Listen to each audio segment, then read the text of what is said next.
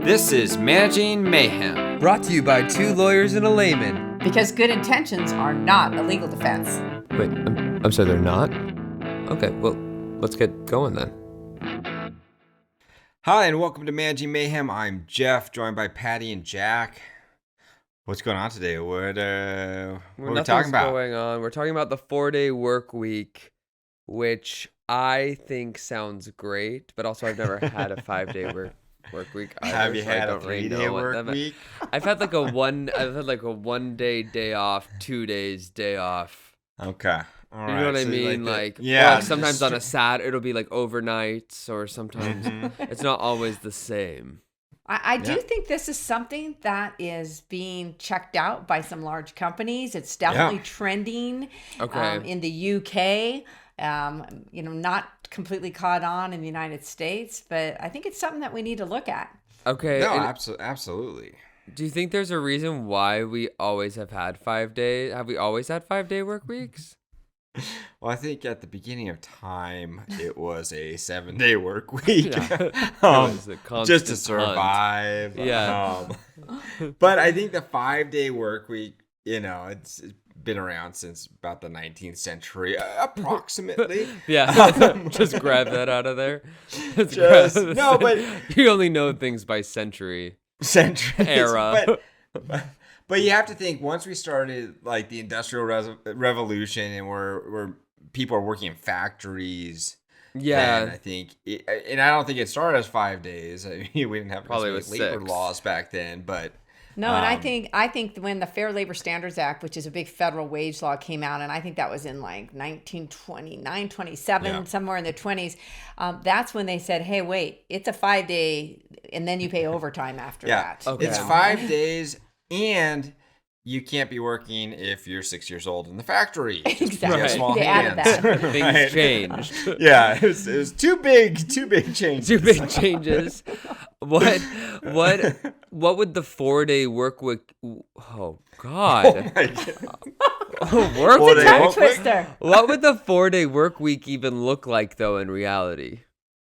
Okay, there's several different options. The first one is that they get their weekly pay that they're getting right now for the 5 days, but they're only going to work 4 days. Okay. So that's a perk for an employee, right? They get their whole pay, but they're working less. Right. They get a day off. Okay. Right.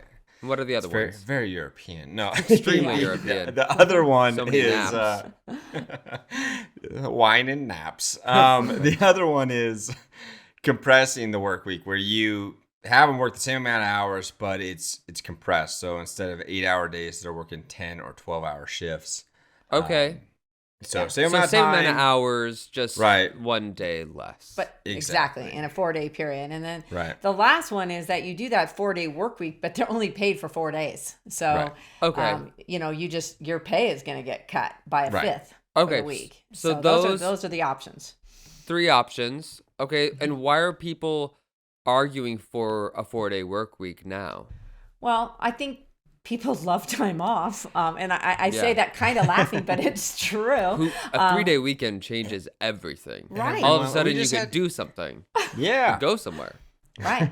And so I think that's part of it. I also think that with modern technology, it's sped up so quickly, and we work a lot more allegedly efficiently. Right. The argument is, do we really need to be working 5-day work weeks? That is something that might be kind of archaic.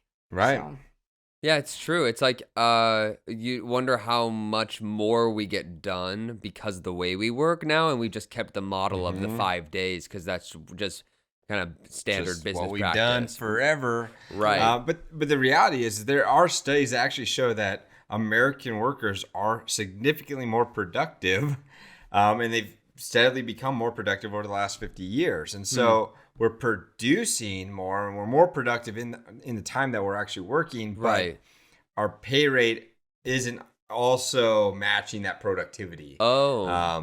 So the way that's growing, it could actually be that people are being more productive and getting paid less than they should for the amount of work getting done. Exactly. Just based on the ratio of growth. Right. And you're burning out your workers by having your productivity increases be on the backs of workers who are fried because they're working too hard. Right. It goes to the whole quiet quitting trend of like people are just getting burned out. They're putting in so much time. Way more time or Right. producing way more. And then Yeah. it's like wearing more hats than they should be. You know? Right. But let me just speak to back in the 80s, we would mail a letter and wait for it to come back, not send out 500 emails over a 2-day period. You know what I mean? That's 3 work days just for that one letter. Exactly.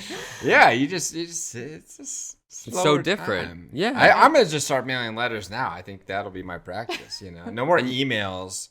Just letters. I'll print it out. And you will work a 7-day work week. And I will work a 7-day work week, and I will have 0 clients. Gorgeous business model. It is fantastic. Fantastic. Your penmanship will be amazing. It'll be in cursive. You won't be able to read it. Amazing. He's gonna have that wax. Yeah, Yes, everything's it'll be sealed with sealed. wax. Yes, Quill pen, absolutely. dipped ink. Welcome to Hogwarts. Okay, so what would the advantages of a 4-day work week? Why can't I say 4-day work week? Oh my gosh. I can't say it. I can't. Well, what are the advantages of a 4-day work week? Okay, well, first of all, one clear one is reduce costs. For an employer, that would be you save on utilities and other operational costs because you're shutting down. If you are shutting down, if your business allows it, 1 day of the week. So that's been proven because you're not turning on the lights, not turning on the electricity. For an employee, losing that 1 day of work saves you a lot on commute expenses, childcare, eating out, coffees. Pop into although Starbucks, I would argue you're going to go to Starbucks when you're off that day. Anyway, then it's just a little treat. When you're doing your own childcare, you're like, I need a Starbucks. There are also a lot of surveys that show that it would make employees happier because they have more time to do things that they love, better work-life balance. And for an employer, anytime you have happier employees who have better work-life balance, engagement studies show that you have greater retention of those employees. And if you have greater retention, if they're not quitting you, then you have more productivity. So it's kind of, all in a those are formula. huge. Right. And aside from retention, I mean, and you said retention leads to productivity because they're working, but also when they're happy and they're working, they they're gonna happy produce workers better. If you're happy and clap your hands. Okay, sorry. Send help. Oh gosh. I want out. Another consideration is that you do have fewer employee health issues.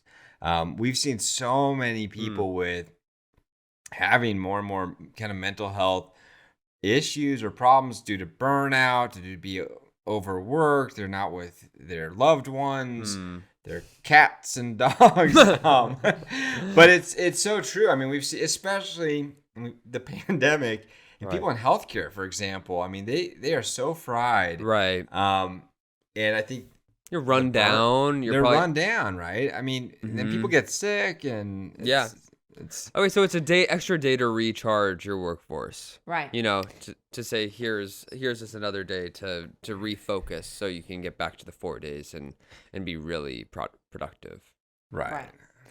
So they are claiming that, it will increase productivity. And I think there's still a lot to be seen in that. But, again, they're saying, well, if you're burned out and you're coming to work 5 days a week, you get distracted. You can't sustain it. And, these long hours, 5 days a week. And so your productivity starts slipping. And by Friday, everyone's kind of checked out emotionally anyway. I mean, I noticed that I get a lot less calls Friday afternoon. People, I mean, they're fried. They're leaving. It's just the amount of time, like the amount of even downtime, it wears you out. If you're not super busy at work and you just have like mindless time, like things just drag on. It's harder to be present. Yeah, let's be real. I mean, most people say that they could compress their job, an 8-hour job, into 5 hours. It's just like when you're in high school, you could compress it to 2 hours of online. True. I mean, what do you think? I think that. I think probably. So, and I think that's why there's been such great appeal for people to go into remote work or a hybrid schedule, because when they're home, what they're in the office takes 8 hours, they can do it in half the time, because they're not distracted. They're not, with everyone talking around the water cooler. Yeah, you're working on your own terms. Yeah, you're not in meetings that are pointless. You're actually able to get your work done and have some focused time. The other thing I've seen is an advantage, and again, I'm not advocating for it. I'm just looking at the pros and cons. I am. Right. and that is for recruitment and retention. Right. 63% of companies said that it's easier to attract people if you offer that 4-day work week. Not all of them can do it, but it's a rare offering still in the United States, but it is a great benefit. And if you are a company that can't compete with really large companies, that might be something that you want to look at as a recruitment tool. Yeah. To say, we may be small, but we only work 4-day work weeks. That's huge. Even some companies do it seasonally. They'll say in the summer, we got summer hours. In the summer, Fridays are off. And summer hours in the summer. Wow, that's interesting. That's cool. Not in the winter. Crazy. Yeah, it doesn't have to be year round, and companies are finding that when they're testing it in those summer hours, you do get retention, and it is a perk. Right. Well, and then even then, if you just do it part of the time, it's like great. Your employees have those summer months to look forward to, where they'll have just a little bit of what feels like a lighter schedule, even though they'll probably be, if not more productive, and maybe even more productive than they were before. Absolutely. Yeah. So have companies tried this? And if they have, what do they see as a trend? Well, so Microsoft's Japan office, they did try this, and they tried it for the month of August, and they saw a 40% increase in productivity, which I think is That's crazy. That's way more than I thought it would be. Right, and they actually tried the one where they were actually paying them their full salary, and so there was an incentive, crazy, I think, for those employees to be like, "Wow, thank you. We're going to be really focused." But those numbers were through the roof. Right. Well, and they even said that employees took 25% less time off during that trial. And electricity was down 23% in the office with that additional day off per week. So, saving on those utility bills. Wait, that's actually really crazy. That kind of seems like a glowing review for a 4-day work week. Right. Do you like the environment? Yeah, seriously. The other thing I thought was interesting that they did is that they said, because we're working this shortened work week, we're going to only allow 30 minutes max for a meeting. They felt their meetings were just dragging on. And they also only allowed, I think it was up to 5 people at the meeting. So you had to choose someone from your team rather than have everyone show up, sit there for an hour and a half. So, those are layered on things that may have increased productivity unrelated to the 4-day work week, but I still think it's interesting. Yeah, that is interesting. Very cool. Microsoft Japan. Who knows? Seriously, cool. Now coming out of New Zealand, and it's so everyone else is trying this more than we are. I think people are trying it. I mean, I think there are companies in the United States, but these are larger companies, even though they're international, that have done it. But this company in New Zealand, they ran a trial run and found that 78% of their employees said that they were more effectively balancing work and home. Work-life balance. And they did ask them before, and they about 50%, 58% thought they were, but 78% is a big jump. So huge. I thought that was interesting. What cracks me up, though, is that they drilled down some of these studies on wow, we saved a lot of more paper. We saved, and I know that sounds silly. These people are pushing for a 4-day work week. Right. But what I'm seeing, though, is employers are like, wow, we're saving a lot of money on electricity. Yeah. We're saving it on supplies. And so I thought that was interesting. Another company just in 2022, Kickstarter, they became another company, and they, again, kept the salaries the same. And they saw huge growth in productivity as well. So on some of the pilot programs that I was reviewing, you have, basically 2/3 of employees saying they're less burned out. They're exercising more. It cracks me up, though. I exercise an average of 24 minutes more a week. I mean, that's how do you measure that? Not 22 minutes. Well, I mean, everyone has like a Fitbit now. Yeah. Everyone knows. By everyone has a Fitbit, I mean, I just Everyone got a Fitbit. knows that I've only done 800 steps today. But you can get specific as hell. I got a Fitbit, and Jeff asked how many steps I had done today, and I had only done like 48. And it was And I was like, oh, that's gotta be normal. And Jeff was like, what is wrong with you? Go, move. You're gonna die. Right. The point is they are saying that they're sleeping better, they're exercising, they have fewer conflicts with family. And I thought what was interesting is vast majority of the people that did these trial pilot programs said that they now would have to be paid much more to switch to a job with a traditional 5-day schedule. Well, Right.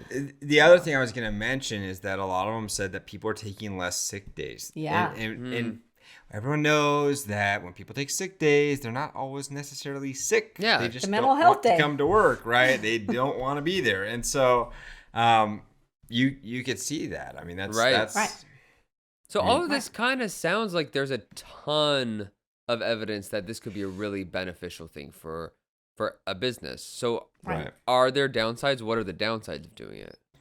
Well, I think, and Patty mentioned this earlier, that there are certain industries, certain companies that just cannot do it. It doesn't fit their business model. If you're manufacturing and you need to continue production, more blue collar jobs, you're probably not going to be able to do it. And also, if we're having enough time staffing jobs that are open 24/7, Right. and then if they're working 4 days, it could be tricky. For Okay. staffing.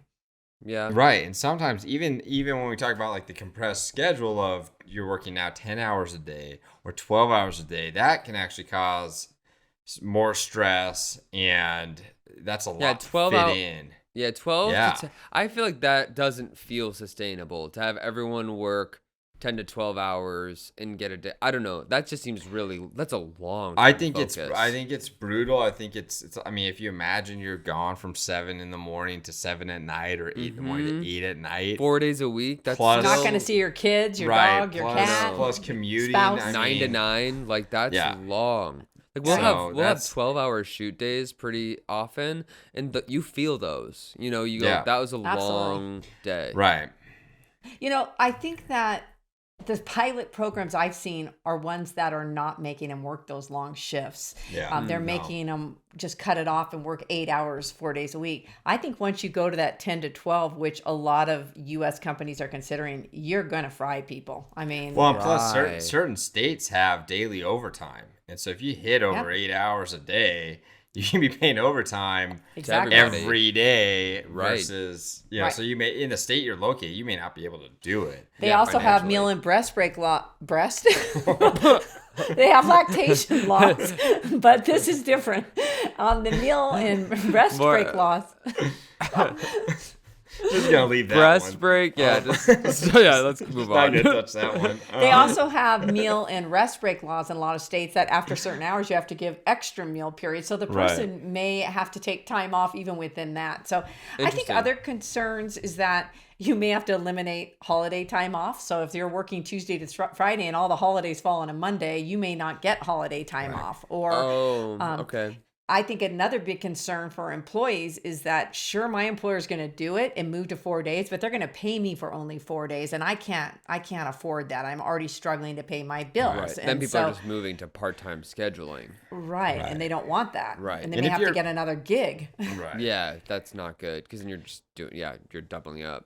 Right. And if you're the employer and you're paying the same amount of money for 4 days work, it could be expensive for you. And if they're doing the same productivity as they are right now, then you're just losing money. Right. You're banking on the 4 days increased productivity. So if you're gonna run a trial program, you really need to be watching the productivity and seeing if it's increasing or not. And if it's Yeah. not, then it's Some not employers- worth it financially. Right. Some employers have said, okay, well, wait. So if we work Monday to Thursday, Thursday's going to become the new Friday. And so by Thursday afternoon, are they going to be ready to head out? I don't know the answer to that. I don't know. I think by taking the middle day out of the week, by taking Wednesday as like the mark for the middle, it does help. It's like you're already halfway. You know what I mean? I don't know. It's one day less. Well, the other thing, I don't know. yeah, I mean, the other thing to think about is like, are you closing the whole office on Fridays when every other company in your industry, your competitors, are open Friday? Or are you staggering when people have their days off? Oh, like that, interesting. saying, hey, okay, I don't know. I'm you have suggesting yours just off Wednesday. Right. Patty has hers off Thursday. I don't know. I mean, these are all things to consider if you're gonna do it. I'm suggesting that we just remove the day Wednesday from the calendar. The calendar. Everyone just black it out right now. It doesn't exist. No longer That's what this is all about. When I worked part-time as a lawyer, I remember going in, and because I was only working, 2 or 3 days a week, I was really like focused, like I've got to get my work done. And someone actually came into me who worked full-time and said, hey, you got to slow the buggy down. That's not how we roll here. This is a full-time government job for the rest of us. And I thought, in the government. Yeah, like, wow, that's so inefficient. Yeah, hey, I can say that I work for the government. I am full time. The speedy wheels of justice cranking away. It's awesome that they're like, you work for the government. The government works slow, baby. We don't have any urgency. You drop what you're doing at 5 o'clock and you go home. So the sloth at the DMV on the cartoons is actually, is that real? It must. It is real. It is real. Otherwise, we wouldn't. I can say this as a former government employee for a number of years. So. Yeah. So. I can't, but I can imagine. This is a rare benefit in the United States. Europe typically has much more aggressive leaves for employees and time off. Right. And so we're going to see it in other countries before we see it in the United States. But I have seen a few states, like Maryland is one, that the state lawmakers have put forward a bill that would incentivize companies to actually move to a 4-day work week, offering tax breaks for organizations, which I think is interesting because I'm thinking, well, then that would cut down on costs for them running transit, I don't know. It's kind of interesting. They just want to kind of gather data there to see if it would be beneficial for their state. So I think that's kind of interesting. Yeah, easing up the wear and tear of just commuting publicly. Right. I mean, if you think about, and it is wear and tear. It is literally wear and tear. As someone who was driving around Las Cruces with snow tires on for the last couple weeks, it's wear and tear. Are I think a lot of governments got used to actually remote work, and they realized how they didn't have to staff people as much to maintain and service the infrastructure. And so I think they are trying to now control their budgets in that regard. And so I think it's interesting to keep an eye on that. That whole incentivizing thing is really interesting. I never would have thought of that at all. Move to Maryland. I know. Apparently, we need to move to Maryland, or we need to move to Europe or New Zealand. Maybe Canada's got to be close. I don't know. Not physically close. I know they are, but close in the process. Canada has been moving It seems around. kind of right up their alley, 4-day work week. But the other thing you can do if you don't want to drop a full day, you could look into reducing your hours from 8 hours to 6 hours a day, something along those lines. Like you come in a little bit later, right? Or leave a little bit earlier. Harvard Business Review did a study on that, decreasing that, Jeff, from the 8 to the 6, and they surveyed 30,000 employees, and they found that more than half said we could do their jobs in 5 hours. But what I'm going to say to that is employers are going to be then. You're going to be disciplined for not working. Then why aren't you working? Why aren't you working the rest of the time? Or we can give you more work. You know what I mean? Because we're actually paying you for 8. Right. So that, to me, be very careful what you wish for. If this you're an is employee. where, though, truly, you think about it. I mean, is there there's a point, obviously, of diminishing returns when you're putting the hammer down on your employees to push that hard, right? Is that sustainable? Right. If they're only being, does that make sense? Like if they're being you can only super productive for 5 hours in an 8 hour period, right. If you try and max them out at 8 hours, I think they're going to burn out too. They're going to burn out. I wish the employees would have said, not that we could do our job in 5 hours, just saying we're super productive for 5 hours, and then it trickles off. Like Jack, when you were saying you're on set for 12 hours, there is a point where people start having an out of body experience. You know what I mean? Time. Right. Yeah. Right. Mine happens at about 10 in the morning. Right? Yeah, I was like 2 hours in. Oh. I'm overstimulated. Well, I think this is something that we need to, keep an eye on and keep periodically checking the pulse of the 4-day work week. Yeah, and if your company has done it, or if you've seen a company do it, or you're interested, let us know, because we're curious.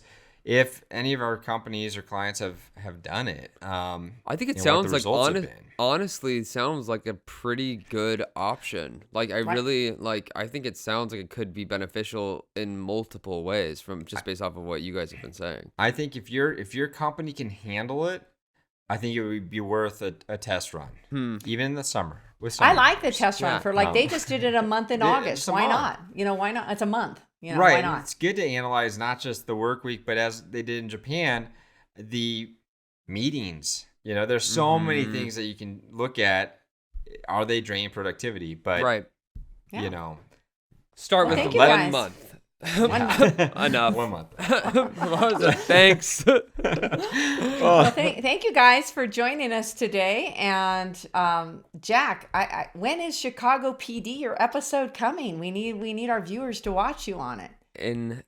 I think it's in a week, 2 like March 8th or something. That. Yeah. Oh, okay. Man. We might take a break for March Madness, but when is March Madness? Well, we'll let our viewers know. We'll let our listeners know. And congrats on that gig, Jack. So thank you. Congrats, Jack. Okay. All right, guys. Well, I hope you guys have a great week and that it's short and 4 days. Yeah. I'm going to try it. Free. I'm trying it starting tomorrow. Last question. Friday. Last question. Rapid fire. Would you take Monday or Friday off if you could choose? Go, Jack. Monday. Friday. Monday. I'd take Monday off. Okay.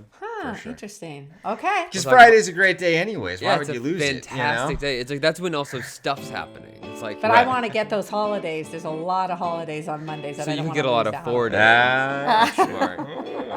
All right, guys. Have a great week. Have a great week. Talk to you later. Managing Mayhem is presented by Management Northwest and Management Southwest and cannot be copied or rebroadcast without prior written consent. By listening to this podcast, you understand that we, or at least 2 of us, are lawyers, but we are not your lawyers. Therefore, nothing we say on the podcast should be taken as legal advice or considered to create an attorney-client relationship. It is solely meant for your educational and informational purposes. The podcast should not be used as a substitute for legal advice from an attorney licensed in your state. Please be aware that listening to lawyers can cause side effects such as migraine, self-doubt, and also may cure insomnia. But you know what? Trust your own judgment or you're not your mom.